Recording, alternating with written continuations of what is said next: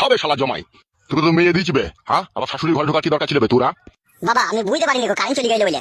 খবরদার শালা হারামি, তোর ওই অপবিত্র মুখ আমাকে বাবা বলে ডাকবি না। বড়া বলছি অন্যায় হয়ে গেছে, ভুলে ঢুকে পড়েছি। ওইগুলো ভুল নাই গো, তুমি জেনে শুনে ঢুকেছো। তোমাকে আমি জানি, তুমি আমাদেরকে কোন নজরে কোন মতলবে তাকাও। বাবা অন্যায় তো মানুষ একবার করে ফেলে থাকে, কি ক্ষমা করা যায় না নাকি? তুই চরম অন্যায় করেছো, তুমি যে অন্যায় করেছো, অন্যায় ক্ষমা নাই তো তোমার। বুকাচোদা, শাশুড়ি মারলি না বে তুই? শাশুড়ি মায়ের মতো হয়ে যাবে, তুই তার ঘরে কি করে ঢুকলি বে শালা? বলছি তো বাবা, বানালে কারেন্ট ছিল না, ওরা অন্ধকারে আমি চলে গেলাম, আমার ঘর মনে করে ওই ঘরে ঢুকে পড়লাম।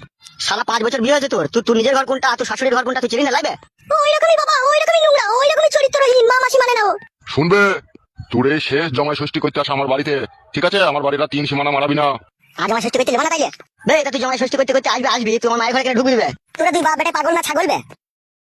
কি বলতে চাইছো কি তুমি?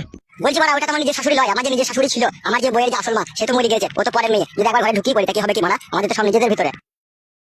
খালি কথাবার্তাটা শোনো, আর তাহলে বুঝতে পারছি তোর মনে কত খারাপ মতলব আছে। এই শুনে টাকা, তুই শুন, তুই পালা আমার বাড়ি থেকে, ঠিক আছে? আর কোনোদিন আমার বাড়ি আসবি না।